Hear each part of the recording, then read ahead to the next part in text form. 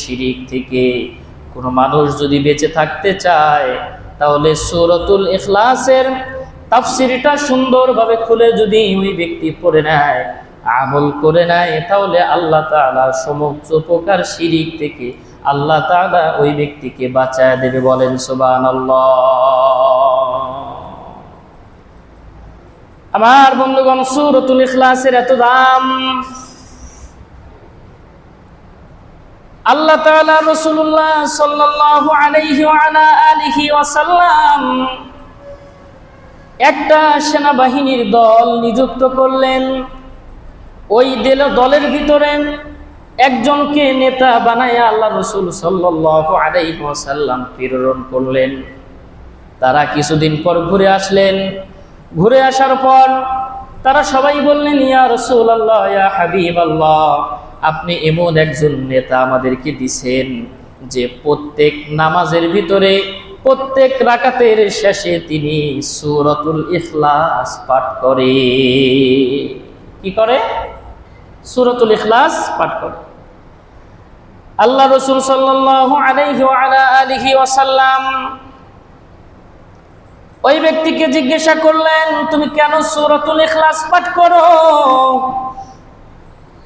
তিনি বললেন, এই সূরা আমার পড়তে ভালো লাগে, আর এই সূরার ভিতরে আল্লাহ তাআলার একত্ববাদের সম্পর্কে আলোচনা করেছে, এই কারণে এই সূরাকে আমি ভালোবাসি। বলেন সুবহানাল্লাহ।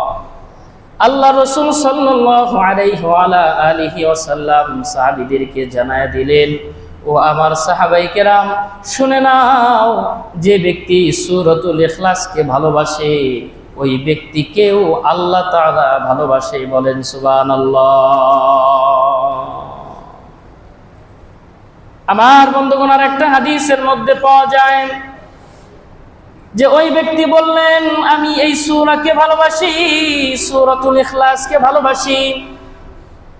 আল্লাহর রাসূল সাল্লাল্লাহু আলাইহি ওয়া আলা আলিহি ওয়াসাল্লাম বললেন, এই সূরার ভালোবাসাটা তোমাকে আল্লাহ তাআলার জান্নাতের মধ্যে পৌঁছায় দেবে। বলেন সুবহানাল্লাহ।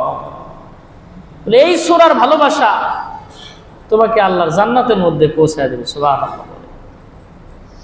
আমার বন্ধুগণ, আল্লাহ রাসূল সাল্লাল্লাহু আলাইহি ওয়া আলা আলিহি ওয়াসাল্লাম বলেন, কোন ব্যক্তি যদি সূরাতুল ইখলাসটা পাঠ করে নেয়, আল্লাহ তাআলা ওই ব্যক্তির আমল নামায় কোরআনের 1/3 অংশ, কোরআনের 3 ভাগের 1 ভাগ পড়লে যেই সওয়াব হয়, আল্লাহ তাআলা মায়ার নজরে ওই ব্যক্তিকে ওই সমপরিমাণ সওয়াব আল্লাহ তাআলা দান করে। বলেন সুবহানাল্লাহ।